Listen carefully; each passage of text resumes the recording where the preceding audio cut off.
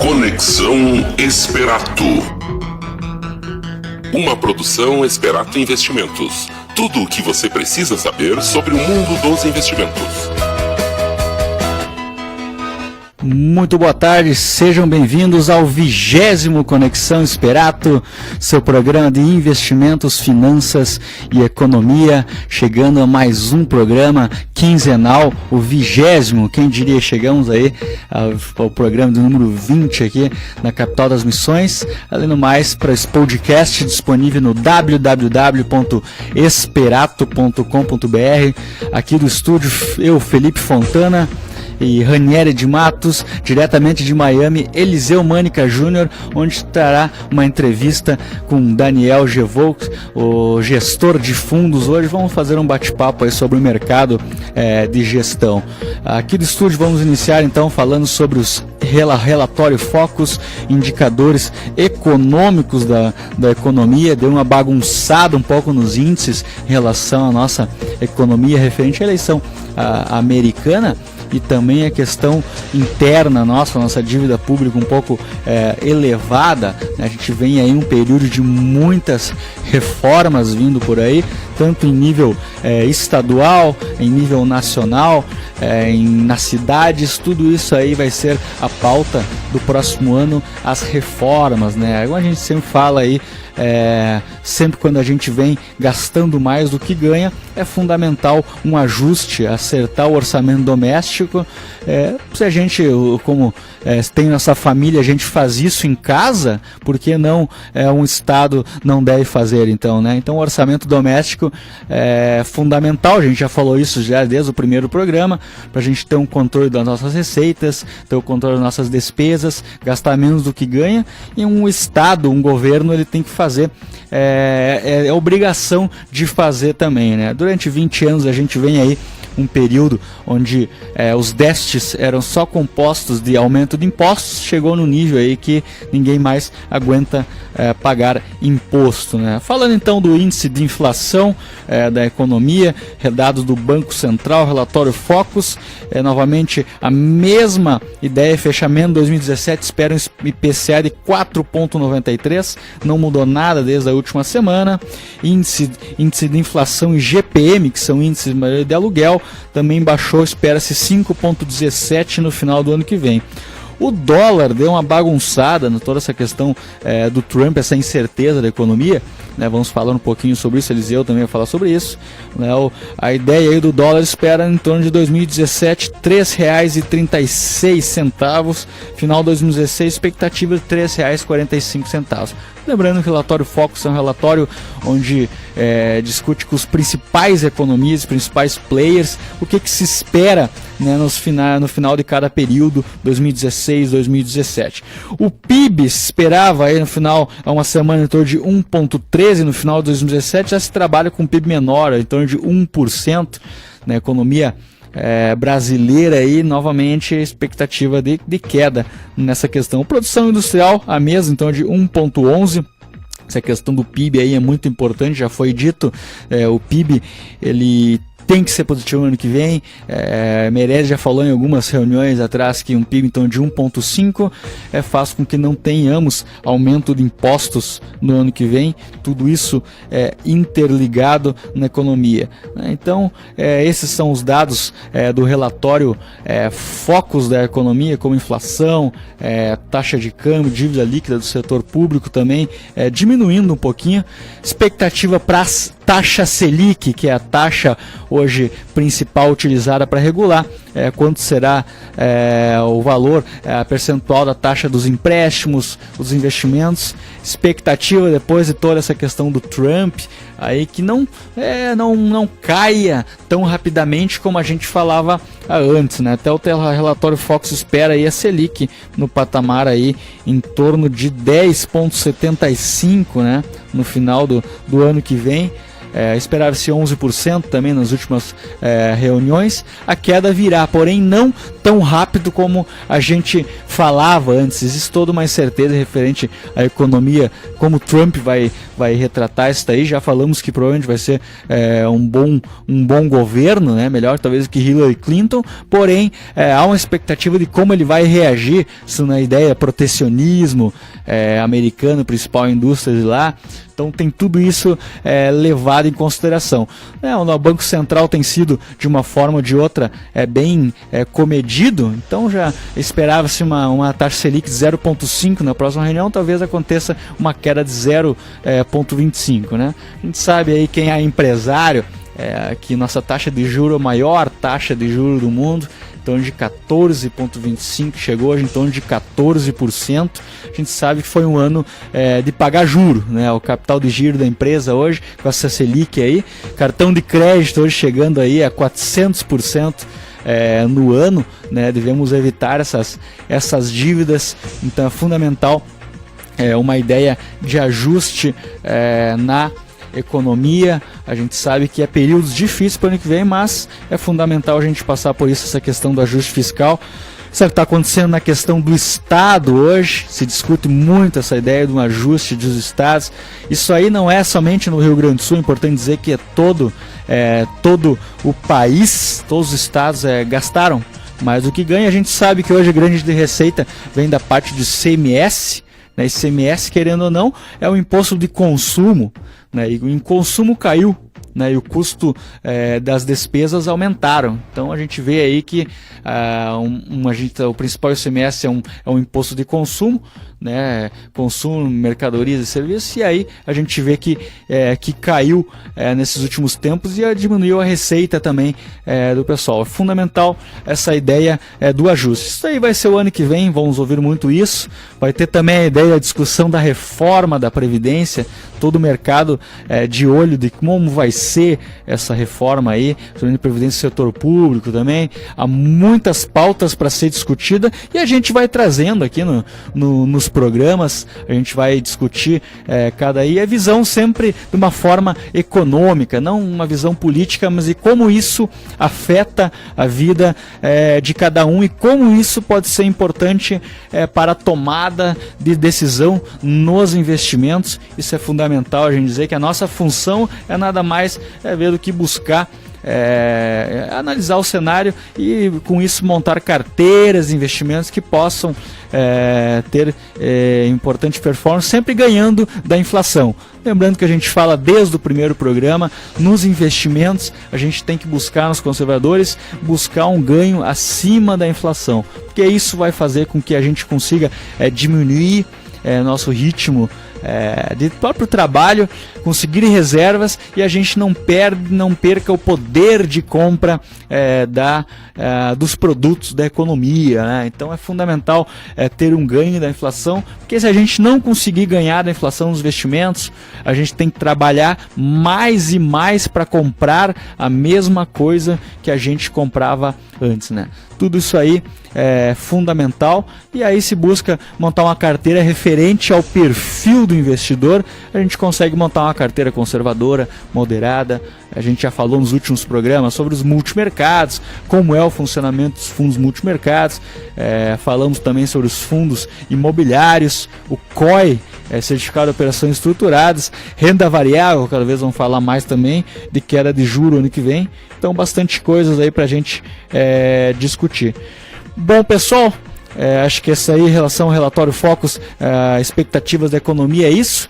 Agora teremos aí Eliseu Mânica Júnior, diretamente de Miami, nos Estados Unidos, no 20º Conexão Esperato, uma entrevista especial aí com o gestor de fundos Daniel Gevolks, trazendo mais um pouco do mercado americano e sobre essa indústria de fundos aí. Vai lá, Eliseu. Pessoal, uma boa tarde a todos. Participando aí do segundo bloco da Conexão Esperato, 20º programa. É um grande prazer eu poder estar fazendo esse 20º programa. E no programa de hoje a gente vai contar aí com o Daniel Duarte Gevolks. O Daniel, ele é economista e ele participa, ele é CFO, ele é responsável pela parte financeira da Troas International. A Troz, ela é uma construtora, ela tem origem em Florianópolis, já participou de alguns pelo Brasil todo, algumas construções pelo Brasil todo, e ela está hoje aqui nos Estados Unidos. Daniel, eu tive o prazer aqui de conhecer nos Estados Unidos e a gente acabou por aí empatia. Hoje o Daniel, ele está junto em um desafio nosso, e que é o nosso sonho do pessoal da Esperato, meu, do Felipe, que a gente começou lá atrás, né?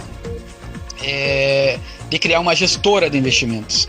Então, em primeira mão, a gente já está anunciando isso, a gente já está no processo de criar uma gestora de investimentos, que era um sonho desde quando a gente começou a trabalhar no mercado financeiro, e o Daniel aí vem nos ajudando, vem nos fazendo parte aí, ele já é gestor de ativos, e a gente está com um negócio aí com ele que surgiu a partir daqui da minha vinda aqui nos Estados Unidos. A gente acabou aí se conhecendo, criou uma empatia, e hoje a gente está desenvolvendo uma gestora no Brasil. A gente está num processo já de criação dessa gestora, e que nós seremos aí uma das primeiras gestoras de investimentos do interior do Rio Grande do Sul. Então, em primeira mão, a gente já anunciando isso, um desafio, algo também precursor, mais um desafio, como todo empreendedor. A gente quer sempre melhorar, quer evoluir, a gente acredita que vai agregar muito no setor nosso, no business nosso, sendo possível, por exemplo, a criação de fundos de investimento diretamente com essa gestora, com a gestora Esperato. O Daniel faz parte disso, né, desse sonho. Então o Daniel, ele é economista, a gente fez um vídeo aí, que inclusive publicamos nas redes sociais, e que a gente comentou sobre essa mudança do Trump. E o Daniel, por ser economista, por ter uma formação técnica muito mais aí, com mais conhecimento, a gente acredita que ele agrega como vídeo dele, o vídeo que a gente fez aqui sobre o Trump, foi bastante acessado, teve uma boa repercussão na internet. Eu queria então trazer o Daniel, a gente vem trazendo o Daniel para comentar um pouquinho mais sobre a mudança do Trump na área da economia, na área dos investimentos. A gente vai fazer uma troca de ideias aqui em algo similar ao vídeo que a gente realizou lá na sede da Troz em Miami, né?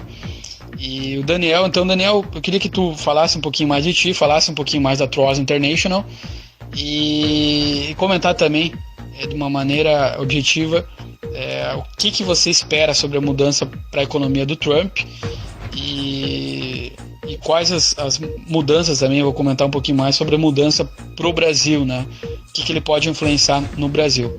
É isso aí, Daniel. Olá, Eliseu e ouvintes, eu agradeço o convite, seguindo a ordem do que o Eliseu pediu para a gente falar. Eu sou o Daniel, eu sou hoje sócio e CFO da Troz International, com sede aqui em Miami, nos Estados Unidos. O meu histórico profissional, ele vem também do mercado financeiro, e assim como o Eliseu, desde que eu entrei para o mundo dos investimentos lá na Faculdade de Economia ainda em Florianópolis, eu sempre quis trabalhar com a gestão de recursos, e isso a gente construiu ao longo dos últimos 12 anos. E já passei pela área já fui gestor de renda fixa, já fui gestor de renda variável, e nos últimos 4 anos eu tenho trabalhado com foco em investimentos que a gente chama de investimentos na economia real, né? Que são fundos imobiliários, private equity e investimentos desses segmentos. Há 2 anos a gente começou um trabalho de internacionalização, de trazer oportunidades fora do mercado brasileiro, oportunidades do mercado internacional para investidores, e pelo foco que eu estava no mercado imobiliário, na época, private equity, a gente resolveu trazer essa oportunidade para investidores brasileiros aplicarem os seus recursos em desenvolvimento de projetos fora do Brasil. Então a Troz International nasceu na virada de 2014 para 2015, com o objetivo de inicialmente construir 2 prédios residenciais aqui em Miami, que foi o nosso começo. E agora, com o primeiro prédio já em andamento. A gente entrega ele em outubro do ano que vem. A gente está na fase de fundação agora, já estamos com 50% vendido. No ano que vem a gente inicia a construção do novo prédio, do segundo empreendimento, e nesse momento a gente está na parte de estruturação, na fase de estruturação de um novo projeto, agora mais voltado para a área comercial. A nossa ideia é fazer um prédio de salas corporativas, né, com foco, mas não exclusivamente, mas com foco na área da saúde, em virtude desse projeto, desse terreno que a gente identificou, ficar próximo a dois dos maiores hospitais aqui da região de Miami, do sul da Flórida.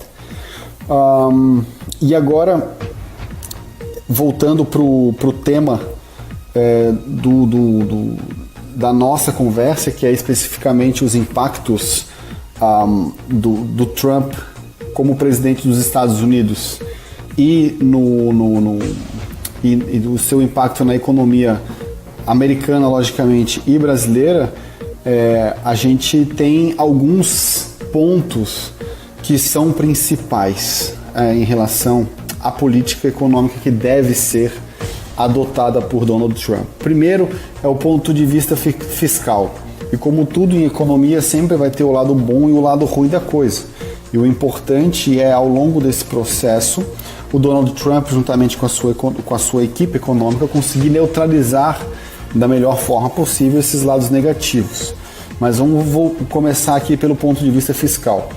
É parte do pacote econômico do Trump, uma parte muito importante, ele conseguiu muitos votos através disso, simplificar o imposto de renda para a pessoa física, trazendo de 7 para apenas 3 faixas de pagamento de imposto, sendo que a maior delas seria o pagamento de 33%, e uma grande parte da população, aqueles que ganham até $75 mil, vão pagar pouquíssimo imposto, que é de 12%. E a classe média, que fica entre $75 mil de rendimento e $225 mil de rendimento, eles vão pagar 25% de imposto. Então passa a ser uma forma muito simplificada que beneficia as pessoas de mais baixa renda e a classe média, e tributa quem tem rendimentos superiores a $225 mil por ano. Desculpa, eu falei reais ali, mas é tudo dólar. $225 mil por ano nessa economia americana. Um outro ponto muito importante, e aí que a mídia, principalmente de esquerda, bateu muito no Donald Trump, é que ele pretende revogar o imposto sobre herança, que hoje aqui nos Estados Unidos tem a alíquota altíssima, é de 40% de imposto na passagem, na transmissão de herança familiar. Então isso é algo que é muito debatido aqui nos Estados Unidos, e o Donald Trump quer favorecer os grandes empresários, as grandes fortunas, essa transmissão de herança, eliminando esse imposto que hoje é de 40% sobre o patrimônio que vai ser transferido. E um outro grande ponto, que isso vai trazer muitos benefícios, principalmente na questão de atratividade, de geração de novos negócios, é justamente a redução da alíquota de impostos corporativos. Então as empresas hoje, que pagam aproximadamente aqui nos Estados Unidos entre 35% e 38% de imposto de renda, a ideia do Trump é reduzir a uma alíquota única de 15%. Então qualquer negócio vai pagar 15% de imposto de renda sobre o lucro fiscal durante um ano. Então isso automaticamente torna muitos negócios mais atrativos, porque aumenta a lucratividade, o lucro líquido para o investidor, para o empresário, para o empreendedor. Então isso facilita principalmente a questão dos pequenos negócios, pequenas e médias empresas, porque faz com que pessoas que talvez estejam desempregadas ou estejam em algum emprego que não gostem, abram os seus próprios negócios, suas próprias empresas e contratem outras pessoas como funcionários. Então, o Trump ele foi eleito basicamente por uma parcela da população que estava num limbo do desemprego, porque eles não tinham uma educação tão baixa que fizessem-os aceitar empregos que têm o pagamento de salário muito pequeno, muito reduzido, ao mesmo tempo que eles não tinham uma qualificação necessária para ocupar os postos de trabalho que são disponíveis aqui nos Estados Unidos. Então essas pessoas estavam no meio do caminho, e a ideia do Trump é que essa redução de imposto torne negócios mais atrativos e as pessoas possam voltar a investir. E além disso tudo, é lógico, quando a gente fala de renda real das famílias, quanto menos imposto de renda disponível das famílias, quanto menos imposto elas tiverem que pagar, mais sobra para que essas pessoas gastem esses recursos através do consumo discricionário, né? Bens de consumo, investimentos e imóveis, enfim, em todos aqueles aspectos que fazem de fato a economia girar, né? A gente tem hoje, por exemplo, lá no Japão, um problema de excesso de poupança. As pessoas não gastam o dinheiro. Então, o Japão depende muito de exportações para poder crescer. Aqui nos Estados Unidos, eles precisam fazer com que as pessoas gastem mais também, mas não é por excesso de poupança hoje que eles têm esse problema, mas por uma taxa de desemprego que tá bastante elevada, se você não considerar aquelas pessoas que não fazem parte da população economicamente ativa porque já desistiram de procurar emprego. O segundo aspecto muito importante do discurso do Trump que precisa ser observado é o seu comércio exterior, e aí que a gente tem algo que pode ser muito negativo para o Brasil. O discurso de campanha do Trump foi justamente trazer de volta investimentos para os Estados Unidos. Então ele quer que empresas americanas que hoje têm fábricas em outros países que tragam essas suas fábricas de volta para cá, e ele quer incentivar a criação de novas indústrias, novos negócios aqui nos Estados Unidos. Então é lógico que com esse discurso protecionista ele pode criar barreiras para produtos que ele acredite, ou que a equipe econômica acredite que possam ser fabricados nos Estados Unidos. E aí a gente tem, ainda não está definido quais setores serão mais afetados ou não, mas uma coisa é certa, que uma vez que ele quer que as empresas se instalem aqui, qualquer um que tente exportar os seus produtos para os Estados Unidos pode ser prejudicado. O Brasil hoje os Estados Unidos não é dos maiores, não é o principal parceiro econômico, o parceiro comercial dos Estados Unidos, porém isso pode ter um impacto muito negativo. O terceiro ponto são os investimentos. O Trump já declarou que ele quer investir muito em infraestrutura, na construção de estradas, na construção de pontes, fazer grandes obras justamente para que ele, através do governo, consiga gerar esses empregos que ele tanto prometeu, e logicamente tendo emprego existe renda e existe maior consumo. Então isso vai trazer no curto prazo impactos muito positivos para a economia americana. O quarto ponto, que também é muito importante, é a questão do seguro social, né, que a gente tem aí no Brasil, que é o INSS, o SUS, enfim, todo esse conjunto de benefícios sociais. E aqui nos Estados Unidos o Trump quer diminuir essas assistências sociais. Por exemplo, ele quer reduzir os benefícios do Obamacare, que é, mal comparando, o SUS aqui dos americanos. Através dessa revogação, que ele diz que o Obamacare ele é ineficiente, e de fato existe muitas empresas que hoje, muitos planos de saúde e muitos hospitais, clínicas, enfim, que não aceitam o Obamacare, ou as pessoas têm que pagar um prêmio muito grande, muito alto pelo seguro de saúde para poder utilizar o Obamacare. Ele quer acabar com alguns benefícios desse plano público, e com isso ele vai abrir espaços para que empresas privadas que tenham uma gestão mais eficiente entrem no mercado. Então, a partir do momento que ele tira esse serviço, ele abre espaço para que outras pessoas ocupem justamente esse segmento que eles vão deixar de atuar. Os efeitos que esses 4 pontos que a gente falou, que são o fiscal, o comércio exterior, os investimentos em infraestrutura e o seguro social, vão trazer na economia, logicamente eles vão ter 2 fases, o efeito de curto prazo e o efeito de longo prazo. Eu vou definir o curto prazo aqui como de 2 a 3 anos, e o longo prazo aí de 3 anos para cima, até porque o Trump já falou que vai ser candidato à reeleição e vai depender muito dos benefícios que ele conseguir trazer para a economia nesse primeiro momento para conseguir ser reeleito. Os efeitos de curto prazo eles são muito positivos. Se o Trump conseguir passar essas leis, principalmente no que diz do ponto de vista fiscal, no Congresso, ele vai aumentar a renda disponível das famílias, que vai aumentar o consumo. Se ele conseguir fazer investimentos em infraestrutura e criar empregos, ele vai aumentar emprego também, aumentar a renda e, consequentemente, o consumo das famílias mais uma vez.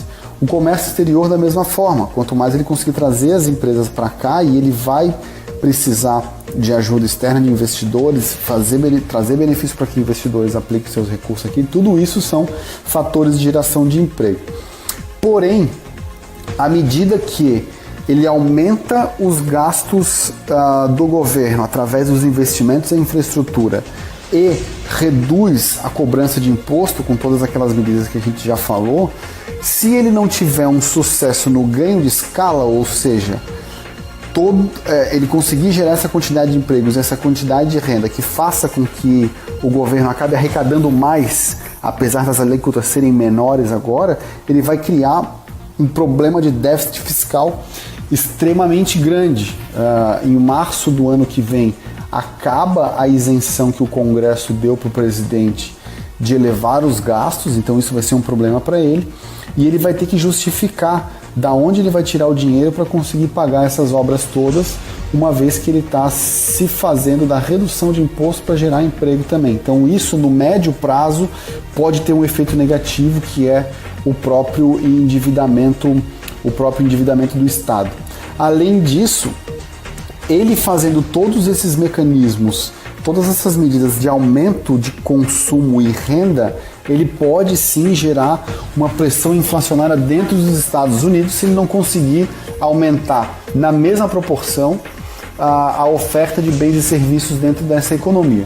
Se ele vai restringir importação em muitos setores, é lógico que isso vai acontecer. Então, em algum momento, a gente pode esperar sim um aumento da inflação de forma mais aguda aqui nos Estados Unidos, uma vez que essas medidas no médio e longo prazo tendem a beneficiar a demanda, ou seja, aumentar o mercado consumidor, porém não trazer a mesma velocidade na oferta, ou seja, na capacidade das empresas de prover bens e serviços para essas pessoas. Qual que é a consequência disso? O Fed, que é o Banco Central dos Estados Unidos, para conter a alta de preços, teria que aumentar mais a taxa de juros. E aumentar a taxa de juros nos Estados Unidos, ela vai ter um efeito negativo para dentro do país, que é aumentar a dívida pública, e um efeito, logicamente, para o Brasil, que é muitíssimo negativo. A partir do momento que o título americano ele é visto como um título livre de risco ou com menor risco precificado no mercado, quanto mais o governo dos Estados Unidos pagar para os investidores que detêm os seus títulos, menos interesse eles vão ter por títulos públicos de países como o Brasil, que agora nós nem grau de investimento nós somos. Então isso é um fator extremamente negativo. Quanto mais o Fed lá nos Estados Unidos aumentar a taxa de juros, pior vai ser para o nosso câmbio, porque o dinheiro vai sair do Brasil e vai para os Estados Unidos, e pior vai ser, logicamente, também para a nossa inflação, uma vez que a gente pode ter uma pressão de câmbio aqui dentro do Brasil muito elevada, isso pode refletir em aumento dos preços, porque o petróleo é cotado em dólar, a nossa gasolina é cotada em dólar, muitos produtos como que a gente consome demais aí no Brasil, que são o açúcar, que são até o trigo, que no Brasil a gente tem importação líquida de trigo, isso vai trazer efeitos negativos para a população, que é também o aumento da inflação, e para conter essa inflação no Brasil, o nosso Banco Central, o Banco Central brasileiro, também vai ter que aumentar a taxa de juros, ou seja, ou pelo menos agora, né, nesse momento, ele vai reduzir a velocidade com que ele tem diminuído a taxa de juros. E isso vai fazer com que os empresários brasileiros se sintam menos motivados a investir no Brasil, porque o governo paga para eles uma taxa de juros altíssima sem eles correrem risco nenhum, e a população fica com crédito caro e sem possibilidade de geração de emprego, porque se o empresário não investe, não existe emprego para a população. Então, resumindo, o Trump, no curto e médio prazo, os impactos dele serão positivos para a economia dos Estados Unidos. Ele deve fazer o PIB crescer, ele deve fazer o emprego a melhorar, né, diminuir o desemprego, porém, se o governo americano não conseguir reduzir esses pontos de estrangulamento que devem causar inflação e excesso de dívida dentro do país, isso pode trazer um efeito de médio prazo muito ruim, que é o aumento da dívida pública dos Estados Unidos e, logicamente, o aumento da taxa de juros, que aí vai ser uma catástrofe para o mundo inteiro. Excelente, Daniel. Acredito que você passou todo um cenário aí reflexos do Trump, da eleição do Trump e ele como presidente aí para 2017. Eu quero agradecer a tua participação e que vamos aí cada vez mais fortalecer essa parceria na gestora que a gente está criando.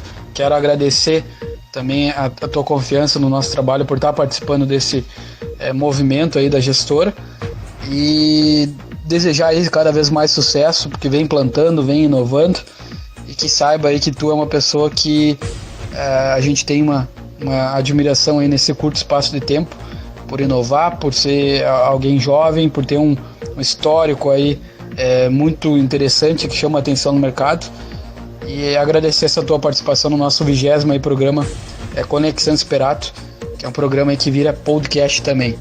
Excelente, Daniel. Acredito que você passou todo um cenário aí reflexos do Trump, da eleição do Trump e ele como presidente aí para 2017. Eu quero agradecer a tua participação e que vamos aí cada vez mais fortalecer essa parceria na gestora que a gente está criando. Quero agradecer também a tua confiança no nosso trabalho por estar participando desse movimento aí da gestora e desejar aí cada vez mais sucesso, porque vem plantando, vem inovando, e que saiba aí que tu é uma pessoa que a gente tem uma admiração aí nesse curto espaço de tempo, por inovar, por ser alguém jovem, por ter um histórico aí muito interessante que chama a atenção no mercado, e agradecer essa tua participação no nosso 20º aí programa Conexão Sperato, que é um programa aí que vira podcast também. Então é isso, pessoal, um grande abraço a todos e até o terceiro bloco aí com o Felipe Fontana, com o Ranieri aí direto do estúdio. Valeu! Conexão Sperato. Uma produção Sperato Investimentos. Tudo o que você precisa saber sobre o mundo dos investimentos.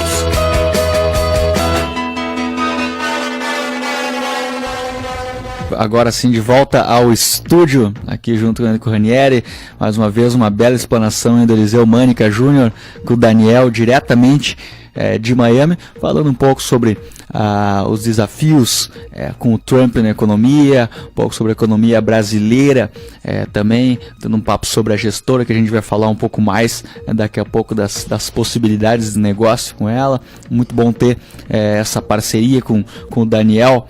Eu com certeza sairá grandes ideias aí, pessoas aí que buscam cada vez mais um conhecimento, tanto no Brasil, tanto nos Estados Unidos, né, buscando cada vez mais agregar valor, né, às suas empresas, tanto a Trost como a Sperato Investimentos.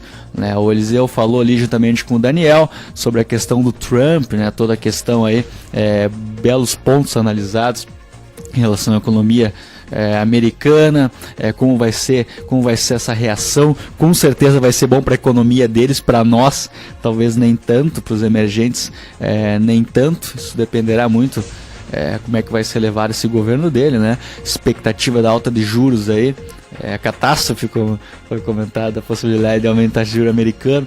Sempre lembrando lá, isso é uma pergunta que sempre rola, né? Como é que funciona a questão? Os caras têm um juro de 0,25 a 0,5%, vai aumentar esse juro, um aumento de 100%, né, entre aspas, e a gente vê como os títulos americanos de alta confiança, né? A gente tem um juro de 14,25 aqui, e um juro lá de 0,25 nos Estados Unidos, às vezes tem mais confiança do que aqui, né? Então a gente vê esse risco soberano, esse poder dos títulos americanos aí, de como hoje o investidor ele tem todo um respeito lá nos Estados Unidos. A gente falou também a questão dos impostos, como funciona lá, que pode mudar na questão do Trump, mas mostra assim como a economia americana, mesmo tendo um juro aí de 0,25 a 0,50 ao ano, tem às vezes são títulos de mais confiança do que de muitos países, né? Então essa é a lógica, acho que o país tem que buscar cada vez mais honrar, né, seus títulos, fazer um ajuste que seja bom para todo mundo, no sentido que seja algo aí que mostrar que tem responsabilidade com os números da economia, com responsabilidade com os balanços orçamentários.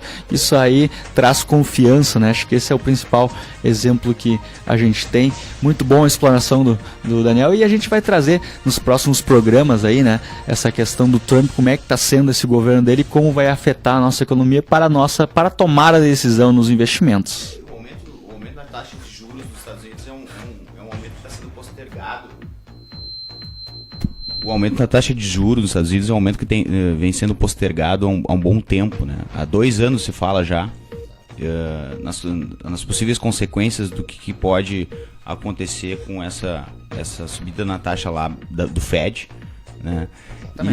E ainda não, e o Fed vai postergando. Acho que agora vai, né? Agora acho que não se escapa. A grande chance aí de aumento de juro sempre foi postergando, e a economia mundial toda, em si, os títulos europeus até negativos, né? Você não consegue imaginar aqui, né, nos investimentos, você deixar 100 no banco e tirar 99. Tu deixa o dinheiro no banco, lá na Europa tu deixa o dinheiro no banco, tu paga pro banco ficar com o teu dinheiro, em vez do banco te pagar. Exatamente, é algo totalmente que a gente não consegue imaginar nossa economia aqui. É algo inédito na economia mundial. É algo inédito, e aqui a gente não consegue ver isso. A gente tem hoje o maior juro, né, do mundo, aí, 14%, chegou a 14,25% ao ano, taxa Selic. A gente não consegue imaginar isso, né? Mas isso está acontecendo aí no Japão, principalmente na ideia na Europa, acontece daí. Isso aí com certeza abala. A gente chegou a comentar algumas vezes aqui a respeito dessa taxa de juro muito alta na economia brasileira, né? Que ela tem um fator positivo, digamos assim, se a gente quer ver sempre o lado bom de alguma coisa, né? O fator positivo do juro alto seria para a pessoa que é poupadora. A pessoa que consegue poupar dinheiro, ela consegue, como o custo do dinheiro é alto, ela consegue um rendimento um pouquinho melhor, quer dizer, bem melhor do que nos outros lugares do mundo, com títulos aí que tem uma segurança bem maior, com risco baixo, né? Exatamente. Aqui, tanto no Brasil, uma carteira de investimento, não há lógica você ter 100% em ações, né? Isso. Sendo que você tem uma renda fixa que garanta para você 0,9%, 1% ao mês. E pensando no contexto de economia, né? Já que o poupador não tem motivos para investir em renda variável ou até em negócios, quem sofre no final das contas é a economia brasileira, são quem produz, né? O capital produtivo, e fica caro para as pessoas que querem produzir, tomarem dinheiro emprestado para fazer seus investimentos e contratar mais gente, comprar bens de capital, etc. Então a economia com esse juro alto sofre, né? Por outro lado, o poupador acaba se beneficiando, né? Exatamente, mas sempre um país forte é que tem uma capital produtivo forte, né? Então esse é um crescimento. A gente teve um período aí de renda fixa alta. Acho que quem é investidor aproveitou bem esse juro aí. A gente teve clientes que conseguiram pegar 17% ao ano pré-fixado para 2-3 anos. Muitos clientes conseguiram isso, né? Pois é, Felipe, isso é uma das coisas que as pessoas que chegam até a esse Perato, e a gente pode falar um pouquinho no rádio, acho que vai ser importante. Esses juros altos que a renda fixa estava dando nos últimos anos, a tendência é acabar daqui para frente, para conseguir esse tipo de taxa assim, só tomando mais risco e partindo para investimentos de renda variável, talvez. Como é que fica esse cenário para os próximos meses e para 2017 da renda fixa aí? Perfeito, excelente pergunta, né?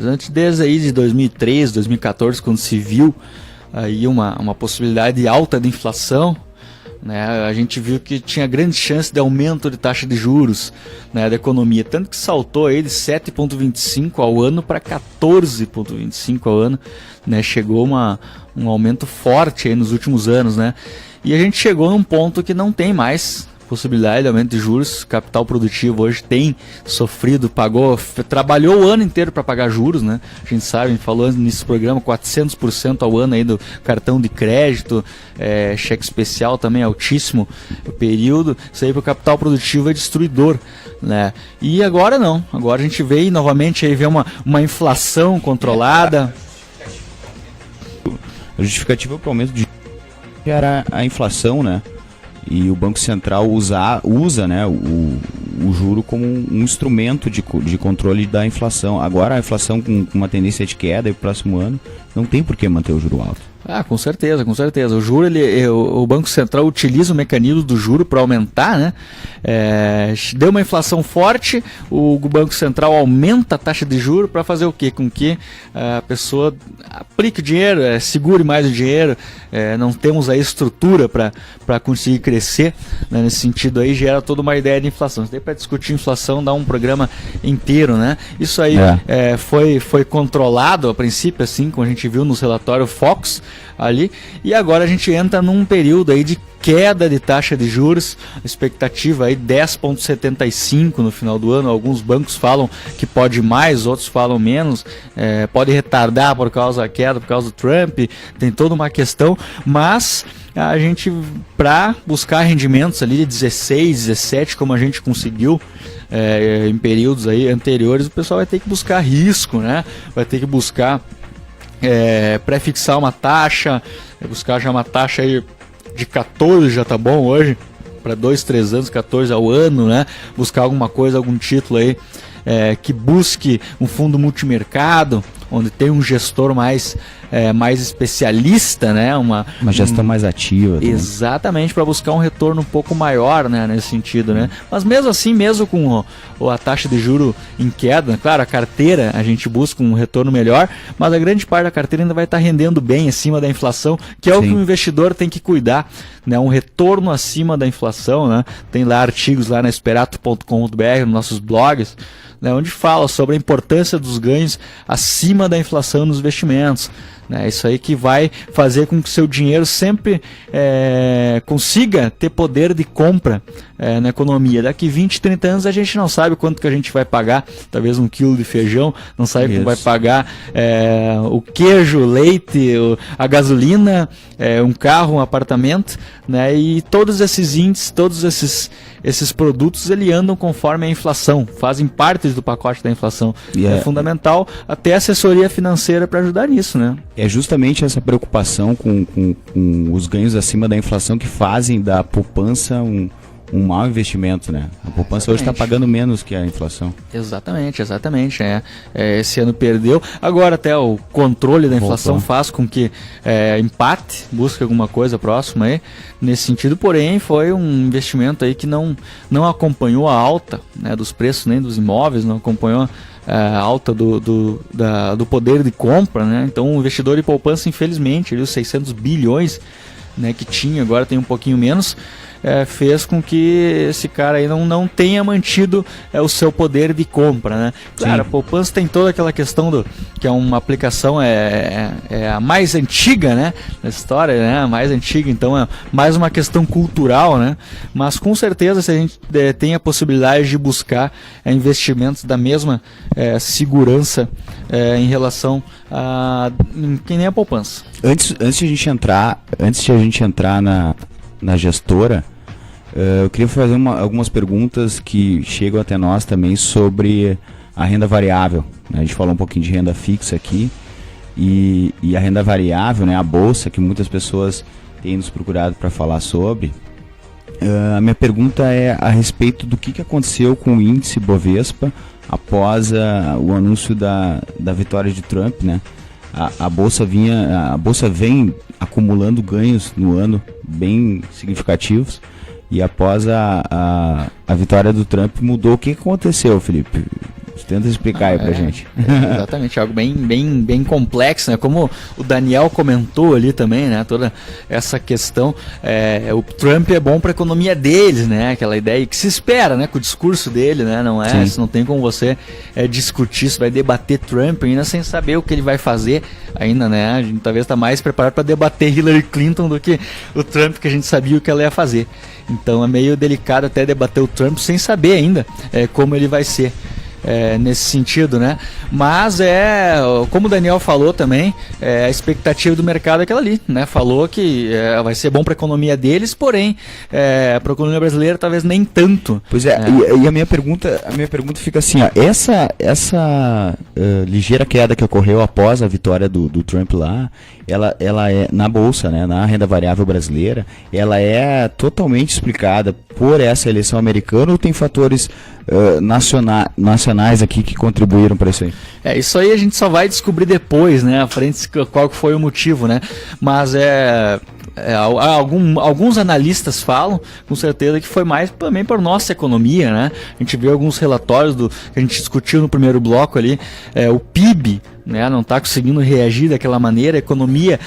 Os dados do varejo também. Exatamente, então a gente vê aí as reformas que tinham que ocorrer aí, parece que não é da mesma coisa, né? Então se espera aí, como é que eu vou dizer assim, a ideia que analistas falam é que a economia, assim, que antes existia toda uma expectativa que ia ser uma queda rápida, tal, vai melhorar, talvez vai ser um pouquinho mais lenta, não como o mercado acreditava que ia ser rápido, né? A Selic cair rapidamente, a expectativa é a mesma, que era de juros, sim, né? Mas não talvez da mesma velocidade que se esperava. Analistas acreditam nisso, né?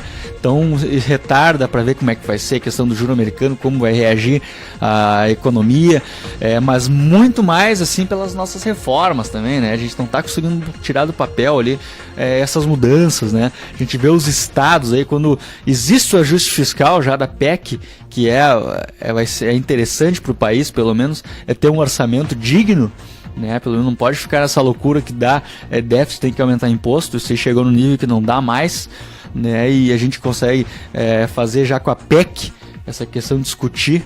Sim. Isso aí, porém a gente vê que os estados também agora não estão conseguindo manter sua conta, que a União vai ter que ajudar. Então começou agora novamente os ajustes do estado.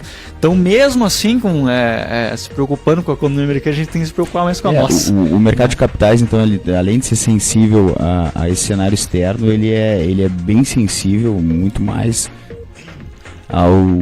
aos dados internos, né? Então a gente tem que arrumar a casa para as empresas poderem prosperar. Com certeza, né? O índice Bovespa é nada mais, nada menos do que um índice que mede, né, as principais empresas do mercado, é o calor empresarial, vamos dizer assim, que mede como está as principais empresas brasileiras nesse sentido, e a gente tem que arrumar a casa, com certeza, nesse sentido aí, fazer com que no momento que as empresas derem lucro, as suas ações vão se valorizar e aí o índice sobe, tem toda uma questão de expectativa, né? E a gente chegou no fundo do poço, né? No ano passado aí, dali, praticamente aí, que acho que todo mundo sente, acho que o ouvinte sente isso em casa, que a gente viu que muitos negócios não deram errado, desemprego aumentou, né? Então parece que chegamos aí num fundo do poço aí que, por toda a questão fiscal, né? O Estado gastando um pouco demais nesse sentido, chegou num nível que não deu mais. Então a gente saiu aí dos 30 e poucos mil pontos e voltou aí para os 64 mil pontos, aí uma alta forte aí no período que a gente teve. Petrobras chegando aí em torno de R$5, buscando hoje 14, mostrando que a gente chegou no fundo do poço. E aí novamente mostrou que as empresas aí, no momento que entrou o governo Temer aí, mostrou aí ajustes importantes que demonstraram que a nossa economia pode voltar a crescer. O mercado é feito por expectativas, né? Como já diz o Eliseu, já disse em entrevistas anteriores, o mercado muitas vezes mede o que acontece 8 meses antes, né? A gente consegue verificar como vai reagir. E chegou no fundo do poço, novamente deu uma melhorada, né? Tem empresas que são boas, tem empresas que estão tendo lucro. Subiu novamente aí nos 64 mil pontos, muitas empresas voltaram bem.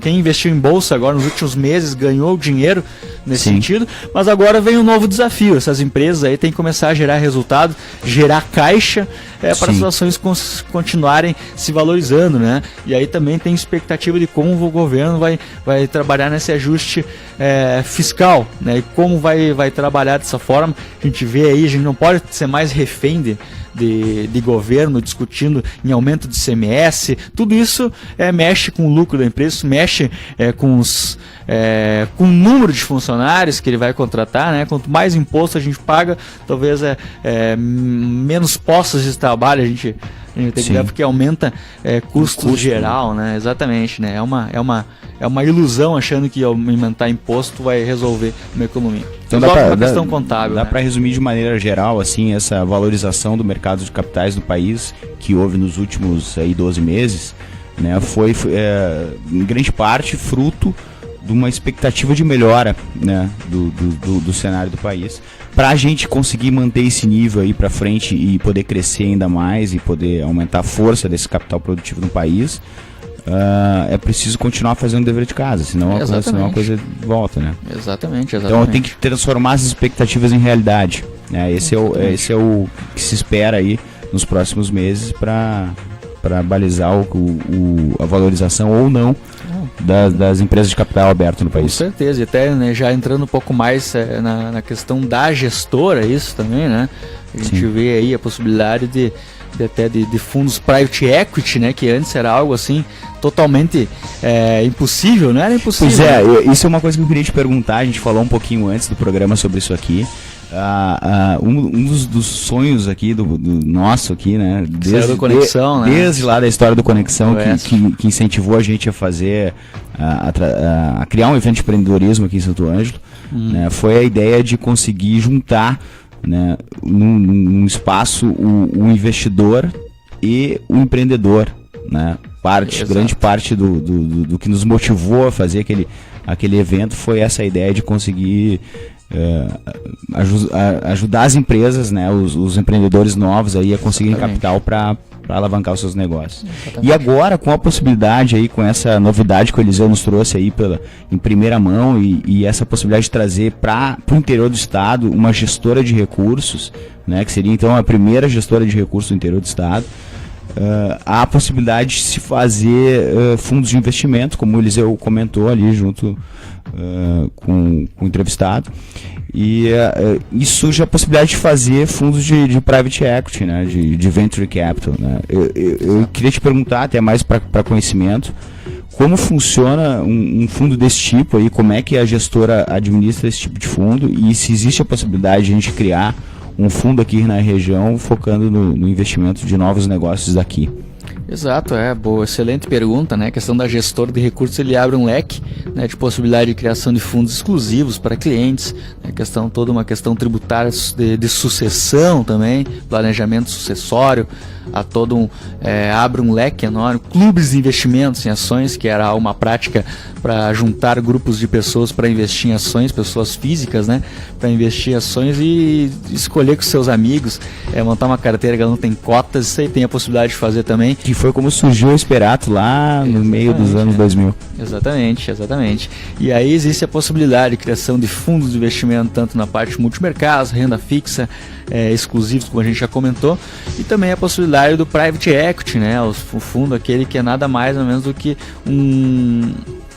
que junta investidores que compram cotas e esse fundo investe em empresas, né? Isso aí é uma prática normal nos grandes bancos, nos private bankers, né? O banco usa esse dinheiro muitas vezes para investir em novos negócios, né?